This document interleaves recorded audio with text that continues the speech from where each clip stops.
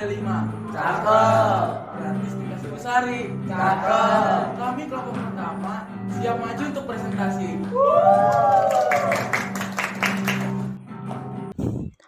Halo semuanya, kami dari kelompok 1 akan mempresentasikan hasil kerja kami mengenai kearifan lokal dari suku Betawi.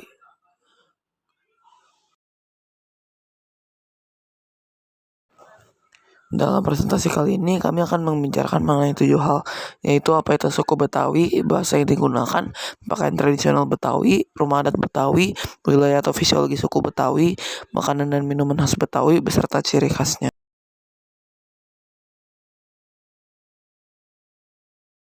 Suku Betawi adalah salah satu suku bangsa di Indonesia yang memiliki kekerabatan etnis dengan Melayu dan Sunda. Umumnya, orang Betawi mendiami wilayah Jakarta dan daerah sekitarnya. Kemunculan Betawi pada pertama kali pada abad ke-18 sebagai suatu komunitas dari beberapa etnis yang menetap di Batavia.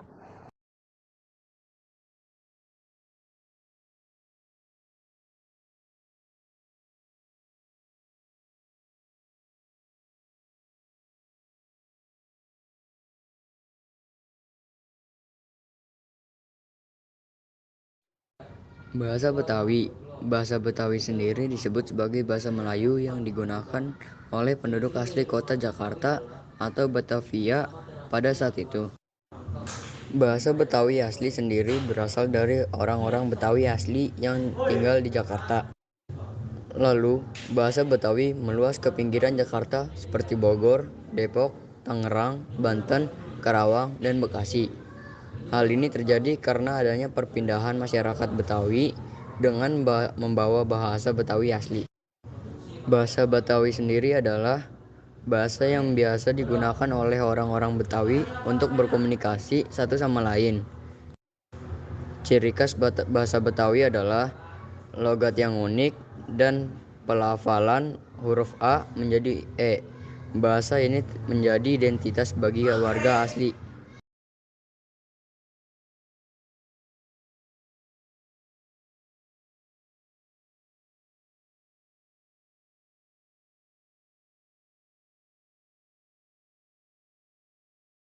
Baju adat khas Betawi. Laki-laki yaitu adalah baju sadaria, perempuan adalah kebaya encim atau kebaya kerancang. Baju sadaria ini dipakai oleh kaum laki-laki. Pakaian ini mirip sekali dengan baju koko, tetapi pakaian ini tidak memiliki motif. Biasanya baju ini hanya polos berwarna putih.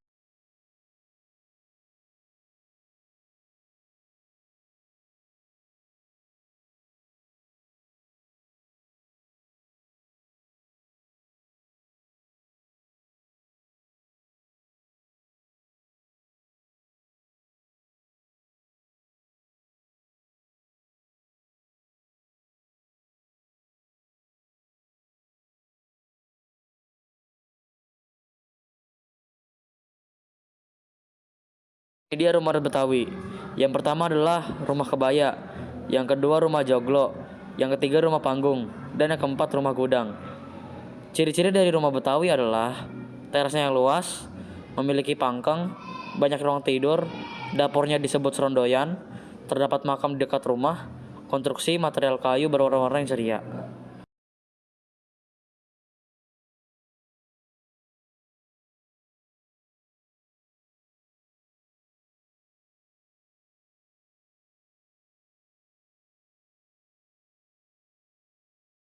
Wilayah Betawi. Betawi adalah suku bangsa yang berdiam di wilayah DKI Jakarta dan wilayah sekitarnya yang termasuk wilayah Provinsi Jawa Barat. Wilayah di sekitar Jakarta merupakan wilayah dengan populasi suku Betawi terbanyak setelah wilayah dalam Jakartanya sendiri.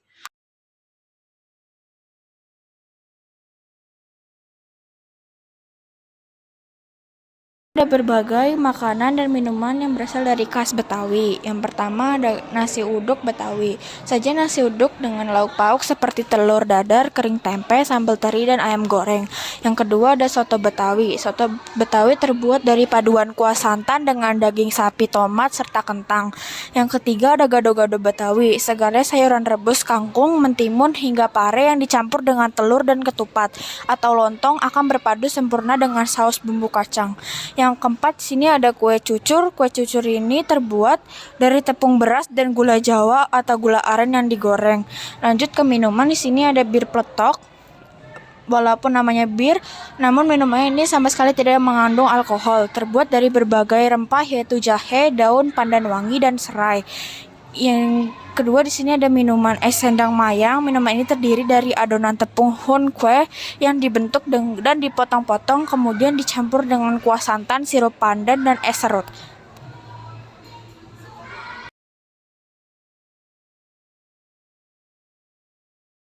Apa saja budaya Betawi? Yang pertama ada gigi balang.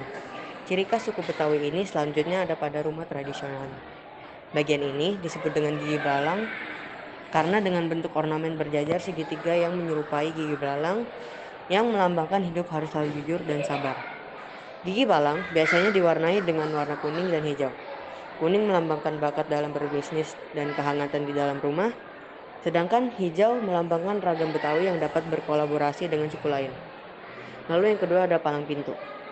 Palang pintu adalah sebuah tradisi kesenian budaya Betawi yang merupakan perpaduan antara silat dan pantun. Palang pintu biasanya dijadikan sebagai salah satu rangkaian dalam adat pernikahan masyarakat Betawi. Istilah palang pintu sendiri memiliki arti sebagai penghalang bagi orang lain yang akan memasuki wilayah tertentu. Contohnya, suatu wilayah ini memiliki pendekar atau jawara yang siap menghadang orang lain yang masuk ke wilayahnya. Palang pintu biasanya akan diwakilkan oleh dua orang yang akan saling berbalas pantun dan melakukan gerakan silat. Lalu yang ketiga ada kembang kelapa. Kembang kelapa biasanya dijadikan kerajinan tradisional Betawi. Ini berupa hiasan yang sering digunakan untuk suatu acara pesta.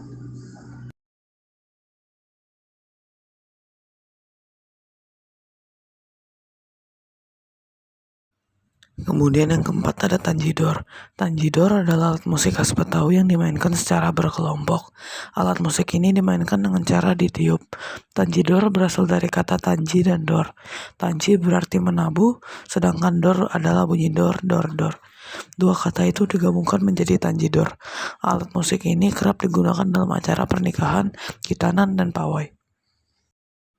Ondel-ondel adalah bentuk pertunjukan seni khas Betawi yang sering ditampilkan dalam pesta rakyat. Tampaknya ondel-ondel memerankan leluhur atau nenek moyang yang senantiasa menjaga anak cucunya atau penduduk suatu desa. Ondel-ondel berupa boneka besar dengan tinggi sekitar 2,5 meter dengan garis tengah kurang lebih 80 cm. Dibuat dari anyaman bambu yang disiapkan begitu rupa sehingga mudah dipikul dari dalamnya. Bagian wajah berupa topeng atau kedok dengan rambut kepala dibuat dari ijuk. Wajah ondel-ondel laki-laki biasa dicat dengan warna merah, sedangkan yang perempuan berwarna putih. Bentuk pertunjukan ini banyak persamaan dengan yang ada di beberapa daerah lain. Roti buaya adalah hidangan Betawi berupa roti manis yang berbentuk buaya. Kami sengaja tidak memasukkan roti buaya ke dalam makanan khas dikarenakan roti ini merupakan salah satu budaya khas Betawi yang sudah sangat melegenda di Indonesia. Roti buaya senantiasa hadir dalam upacara pernikahan dan kenduri tradisional Betawi, bahkan dalam upacara serta acara-acara besar di luar adat Betawi. Kemudian cerita rakyat yang berasal dari Betawi adalah si Pitung. Si Pitung merupakan seorang pahlawan Betawi yang lahir pada tahun 1866 di Rawabelong, Batavia. Ia lahir dari pasangan Bang Piung dan Mbak Pina sebagai anak keempat dari kedua pasangan tersebut. Dalam cerita, si Pitung diceritakan sebagai seorang yang sangat giat berlatih, belajar, dan sangat waspada dengan keadaan sekitarnya. Ia telah masuk pesantren Haji Naipin sejak masih kecil. Saat di pesantren tersebut, si Pitung diajari berbagai hal mulai dari mengaji sampai ke bela diri berupa pencak silat. Oleh karena itulah si Pitung dapat melakukan dan telah mahir dalam berbagai hal sejak dini. Awal mula si Pitung terkenal adalah karena tugas yang diberikan oleh ayahnya pada dirinya. Ia disuruh untuk menjual kambing di Tanah Abang. Tetapi tiba-tiba kambing tersebut dicuri oleh bandit, sehingga akhirnya ia harus pulang dengan tangan kosong, menyebabkan ia dimarahi oleh ayahnya. Cerita si Pitung akan kita lihat dengan lengkap pada cuplikannya setelah ini. Kemudian ada tarian asal Betawi. Yang pertama adalah tari cokek. Tari cokek adalah tarian akulturasi antara budaya Betawi, Cina, dan Banten. Suku Betawi yang tinggal di sekitar Jakarta atau ibu kota Indonesia sejak dulu sangat mudah untuk berinteraksi dengan suku atau bangsa lain. Karena itulah seiring berjalannya waktu, kesenian Betawi pun berkembang dan bercampur padu dengan kesenian lain. Salah satunya tari cokek ini. Nama cokek berasal dari bahasa Hokkien cokek, yang berarti menyanyikan lagu. Tarian cokek biasa dimainkan pada saat ada pertunjukan atau pesta hiburan. Penari cokek menunjukkan kemampuannya sambil menyanyi diiringi oleh alunan musik gambang kromong.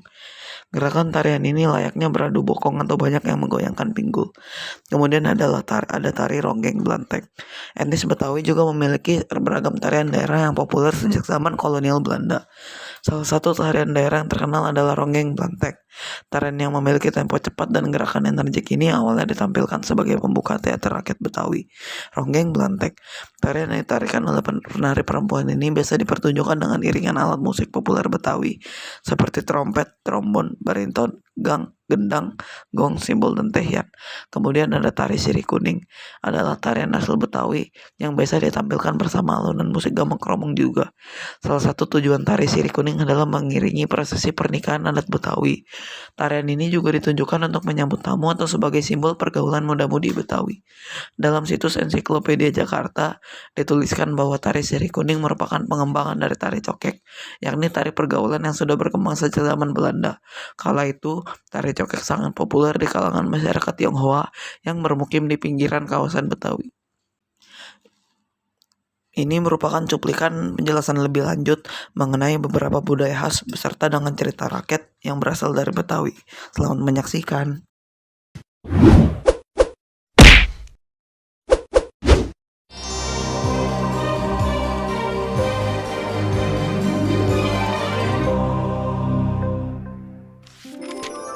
Legenda Si Pitung.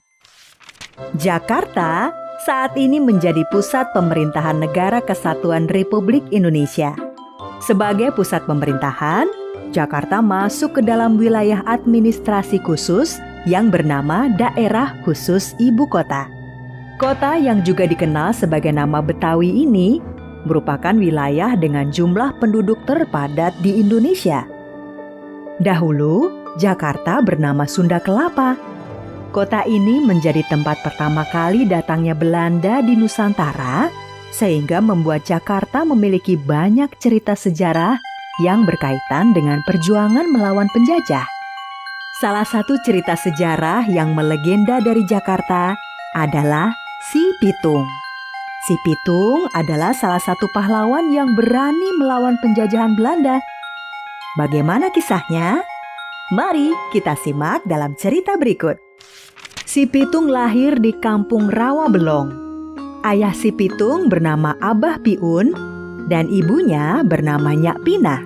Ketika Si Pitung lahir, Jakarta masih bernama Batavia dan sudah ratusan tahun dijajah oleh Belanda. Pitung tumbuh menjadi anak yang setiap hari menyaksikan kekejaman penjajahan Belanda terhadap masyarakat Batavia. Ketika sudah tumbuh remaja, ayahnya berharap Si Pitung menjadi anak yang berbudi baik. Karena itu ayahnya mengirim Si Pitung belajar di pondok pesantren Haji Naipin di Kemayoran. Selama di pondok pesantren, sehari-hari Si Pitung belajar mengaji. Haji Naipin dengan sabar mengajari Si Pitung mengaji. Si Pitung termasuk anak yang cerdas, sehingga cepat menguasai pelajaran yang diberikan oleh Haji Naipin. Selain mengaji, Si Pitung juga belajar silat. Selain pintar mengaji, Si Pitung ternyata juga mumpuni dalam pencak silat, sehingga Haji Naipin sangat menyayanginya. Setelah beberapa tahun menjadi santri Haji Naipin, Si Pitung pun pulang ke kampung halamannya. Abah Haji, terima kasih selama ini sudah bersedia mendidik Aye di pesantren ini. Sekarang Aye mohon pamit untuk kembali ke kampung halaman. Pitung, sudah menjadi kewajiban Aye membagi ilmu pada siapa saja yang mau belajar. Nah, sekarang pulanglah kamu ke kampung halaman. Amalkan ilmu yang kamu dapatkan di sini untuk kepentingan masyarakat di sekitarmu. Dan jadilah anak yang berbakti kepada orang tua. Salam Aye untuk orang tuamu ya. Sesampainya di rumah, si Pitung disambut dengan makanan yang sangat enak. Maklum saja, selama menjadi santri, si Pitung tidak pernah memakan makanan yang enak. Kehidupan di pesantren memang selalu sederhana dan banyak prihatin agar para santri memiliki kepribadian yang kuat. Selama di rumah, si Pitung rajin membantu babehnya. Setiap hari, si Pitung mengembalakan kambing ke daerah yang banyak rumputnya. Sedangkan ayah si Pitung setiap harinya berjualan buah-buahan di pasar Tanah Abang. Suatu hari, si Pitung disuruh babehnya menjual kambing ke pasar Tanah Abang. Pitung, badan babe agak kurang enak. Lu jual 2 ekor kambing ke pasar Tanah Abang sono ya? Beres, Be. Tapi ingat, lu jual harganya jangan terlalu murah ya. Tentu saja, Be. Setelah menjual 2 ekor kambingnya di pasar Tanah Abang, si Pitung segera pulang dan memasukkan uangnya di kantong celana. Namun dalam perjalanan pulang, si Pitung dicegat oleh 3 orang preman. Hei, siapa namanya lu? Nama aye Pitung, Bang. Rumah lu di mana? Di Rawabelong, Bang. Ya udah, pulang sono. Tanpa disadari si Pitung, uangnya hasil menjual 2 ekor kambing telah diambil oleh salah satu komplotan preman tersebut. Sesampainya di rumah, babeh si Pitung sudah menunggu. Assalamualaikum. Waalaikumsalam. Lu Tung, gimana hasil jual kambingnya? Dapat harga bagus kan? Beres, Be. Ini duitnya. Si Pitung tiba-tiba bingung uangnya tidak ada. Lu kenapa jadi bingung begitu? Waduh, Be. Kayaknya ayah kecopetan. Ntar ayah cari dulu pencopetnya. Si Pitung pun menemukan para pencopet masih ada di tempat semula. Hei kalian, lebih baik kalian kembalikan duit gue. Kalian jangan pura-pura tidak tahu. Kalian kan yang nyopet duit gue. Para preman tersebut tetap tidak mau mengaku. Dan akhirnya, tidak pakai lama, si Pitung segera menyerang mereka. Hanya dalam beberapa jurus, ketiga gerombolan preman tersebut sudah terkapar dan tidak bisa melawan lagi. Awas lu Pade, jangan macam-macam sama anak Rawabelong. Si Pitung segera pulang sambil membawa uangnya hasil menjual kambing. Besoknya, ketika sedang menggembala kambingnya, si Pitung tiba-tiba didatangi oleh 3 orang preman yang mencopetnya kemarin. Mau apa kalian kemari? Kita mau minta maaf bang, yang soal kemarin. Nama lu siapa? Nama aye Rais bang. Aye Jiih bang. Aye Jepul bang. Jadi gini bang, kita nih mau ngajakin abang kerjasama. Kerjasama bagaimana? Iya, Bang Pitung gabung sama kita. Terus kita nyopet aja di pasar-pasar.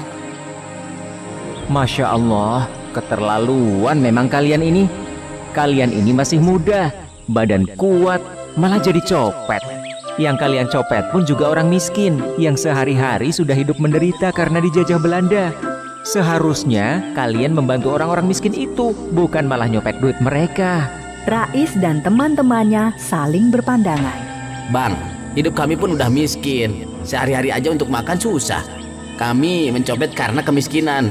Kalau tidak miskin, kami tidak akan nyopet. Jadi, gimana bisa? Kami harus bantu orang-orang miskin itu. Si Pitung menyuruh mereka mendekat dan membisikkan sesuatu. Rais, Jiih, dan Jebul saling berpandangan. Baik bang, kami setuju. Asal Bang Pitung yang memimpin. Sebenarnya, apa yang dibisikkan si Pitung kepada 3 orang kawanan pencopet tersebut? Beberapa hari setelah pertemuan tersebut, terlihat si Pitung dan 3 orang pencopet yang sudah menjadi anak buahnya merampok rumah seorang pejabat Belanda. Si Pitung dan teman-temannya mengambil harta benda pejabat Belanda itu. Si Pitung dan teman-temannya ternyata tidak menikmati hasil rampokan tersebut. Mereka justru membagikan harta rampokan tersebut kepada rakyat miskin. Selama berbulan-bulan, si Pitung dan teman-temannya merampok pejabat Belanda maupun orang-orang pribumi yang menjadi antek Belanda. Akibatnya, si Pitung dan teman-temannya menjadi buronan tentara Belanda. Setiap hari, ratusan tentara Belanda melakukan patroli di Batavia untuk memburu si Pitung dan teman-temannya. Si Pitung dan teman-temannya mulai terlacak oleh tentara Belanda. Suatu hari, tentara Belanda berhasil menemukan persembunyian Jebul. Tentara Belanda langsung menembaknya. Jebul pun tewas seketika. Giliran Jiih yang kepergok tentara Belanda. Jiih pun tewas oleh tembakan tentara Belanda. Rais akhirnya juga tewas di tangan tentara Belanda. Si Pitung pun akhirnya ditemukan oleh tentara Belanda. Tidak menunggu lama, terdengar suara tembakan. Namun si Pitung ternyata memiliki ilmu kebal. Tidak satupun peluru berhasil menembus tubuh si Pitung. Hei lu, tentara Belanda, bilang sama komandan lu, gue si Pitung, anak rawa belong. Kagak takut sama kalian. Bilang sama orang-orang Belanda teman lo itu, selama mereka masih di sini, gue akan terus ngasih pelajaran ke mereka. Kabar tentang si Pitung yang punya ilmu kebal membuat nyali tentara Belanda menjadi ciut. Mereka tidak berani keluar dari markasnya. Akhirnya, kelemahan ilmu kebal si Pitung ketahuan. Seseorang yang menjadi antek Belanda membocorkan rahasia tersebut. Tentara Belanda segera menyiapkan senapan berisi peluru emas. Perjuangan si Pitung membela kaumnya dari penjajahan Belanda berakhir sudah. Si Pitung tewas oleh tembakan tentara Belanda yang menggunakan peluru emas. Masyarakat Jakarta sampai sekarang tetap mengingat kisah perjuangan si Pitung dan teman-temannya. Setelah meninggal, si Pitung dimakamkan di daerah Rawabelong, Jakarta Barat. Makam si Pitung masih ada sampai sekarang. Sedangkan sebuah rumah yang pernah menjadi tempat tinggal si Pitung di daerah Kampung Marunda Pulo, Cilincing, Jakarta Utara, dijadikan sebagai museum kebaharian untuk mengingat perjuangan si Pitung melawan penjajahan Belanda. Pernikahan pastinya akan dilakukan oleh sepasang pengantin. Dalam pernikahan adat Betawi akan diadakan sebuah upacara bernama palang pintu. Palang pintu merupakan salah satu budaya khas Betawi yang khusus ditampilkan dalam acara pernikahan. Dalam budaya ini, mempelai lelaki akan menampilkan seni bela diri berupa silat. Mertua dari mempelai wanita juga akan ikut serta untuk melawan mempelai lelaki dengan seni bela dirinya.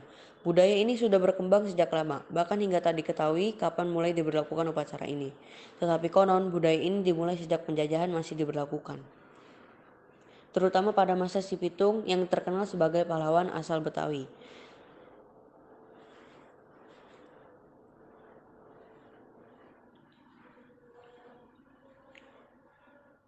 Palang pintu biasa dilakukan peserta dengan silat berupa silat beksi.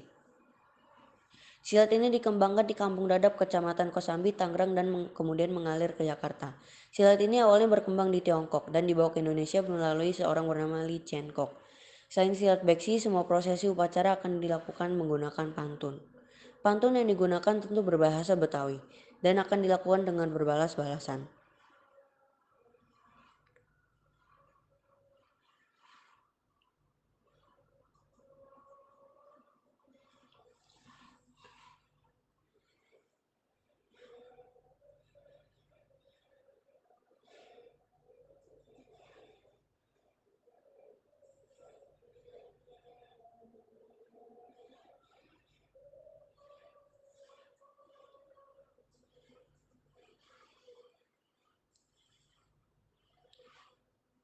Mempelai pria akan berusaha sebaik-baiknya untuk melawan orang tua mempelai wanita. Jika dianggap sudah cukup layak, maka barulah mempelai pria diperbolehkan untuk menikahi mempelai perempuan.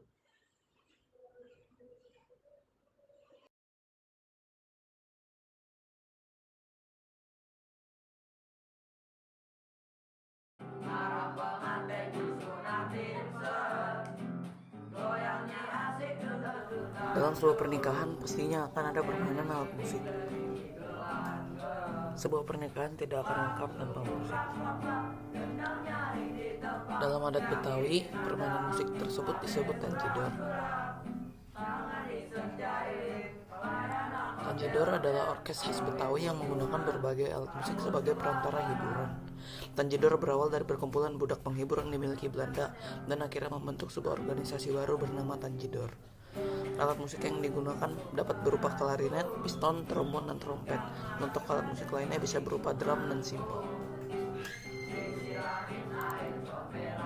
Tanjidor biasa digunakan untuk menjadi perantara penghibur dalam acara-acara seperti pernikahan dan upacara besar lainnya. Tanpa adanya Tanjidor, sebuah acara akan terasa sangat sepi.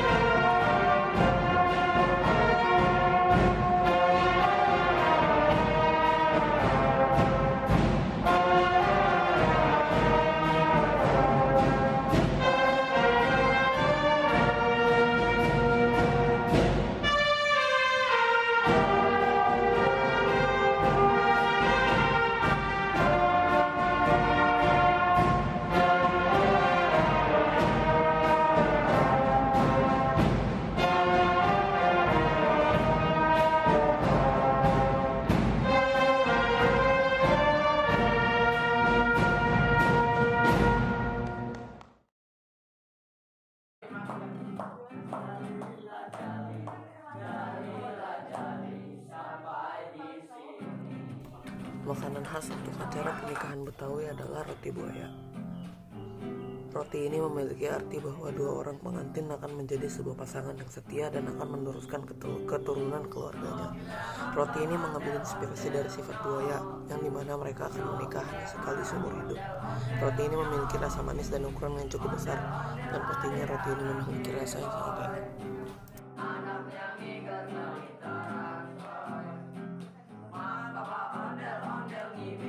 Budaya lainnya yang terkenal adalah ondel-ondel.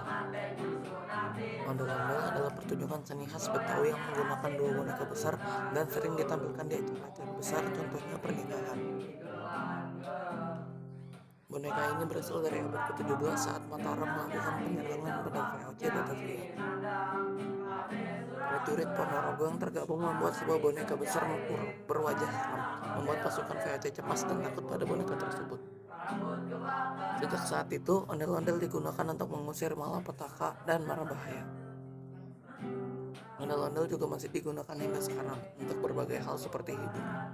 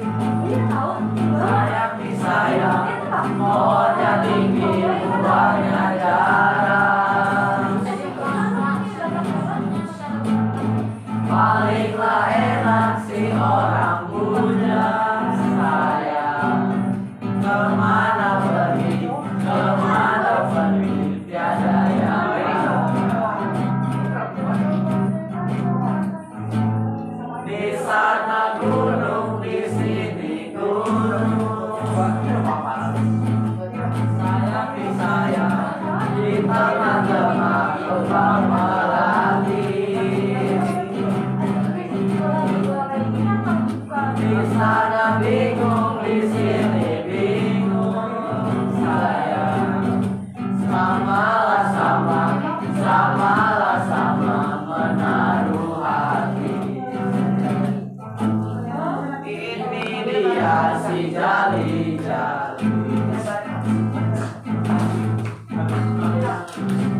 Lagunya enak, lagunya enak, bagus sekali.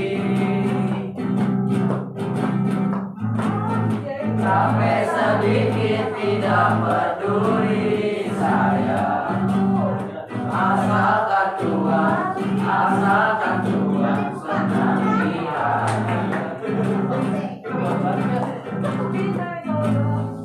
Ambillah jari dari cikini saya. Jalilah jari sampai di sini.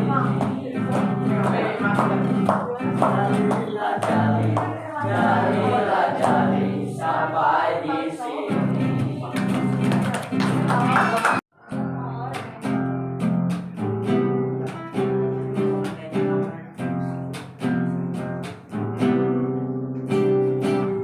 Kita nonton ondel-ondelnya. Kita marah ondel-ondelnya. Ondel-ondel ade anaknya boy. Anaknya ngiger kali terasoy. Mas bapak ondel-ondel ngibing sen. Harap pengantin disunatin sen. Goyangnya asik duduk tanduk. Yang ngibing gering gelan geng.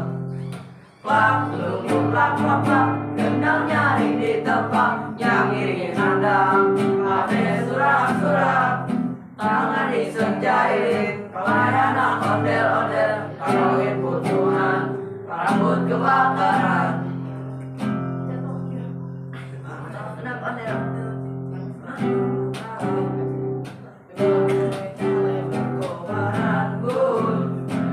Janganlah pada kebingunganku. Disiramin air comberan yun.